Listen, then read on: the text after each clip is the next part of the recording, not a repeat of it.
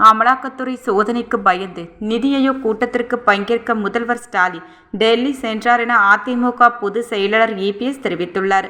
3 ஆண்டுகளாக நிதி ஆயோக் கூட்டத்தை புறக்கணித்த முதல்வர் ஸ்டாலின் தற்போது பங்கேற்றது ஏன்?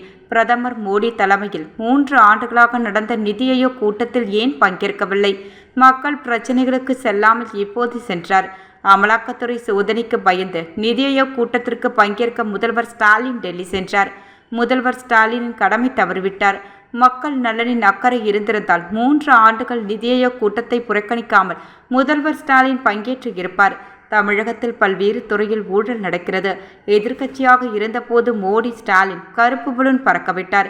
எதிர்க்கட்சியாக இருந்தபோது கருப்பு கொடி காட்டிய திமுக இப்போது வெள்ளை கொடி காட்டுகிறது. திமுக நிர்வாகி மீது பெண் கொடுத்த பாலியல் புகாரில் சாதாரண பிரிவுகளில் வழக்கு பதிவு செய்யப்பட்டுள்ளது. திமுக நிர்வாகி மீது பெண் கொடுத்த புகார் என்ன ஆனது? அரசியல் தலைவர்களும் பொதுமக்களும் பாதுகாப்பு இல்லை. டாஸ்மாகில் ஊழல் நடைபெற்று அதற்கான விசாரணை நடைபெற்று வருகிறது. அதற்காகத்தான் முதல்வர் ஸ்டாலின் நிதி ஆயோக் கூட்டத்தில் பங்கேற்றுள்ளார் என்று சொல்ல தோன்றுகிறது. தமிழகத்தில் சட்ட ஒழுங்கு சந்தி சிரித்து வருகிறது. திமுக அரசு வந்த பிறகு பெண்களும் சிறுமிகளுக்கும் பாதுகாப்பு இல்லை என நான் தொடர்ந்து குற்றம் சாட்டி வருகின்றேன்.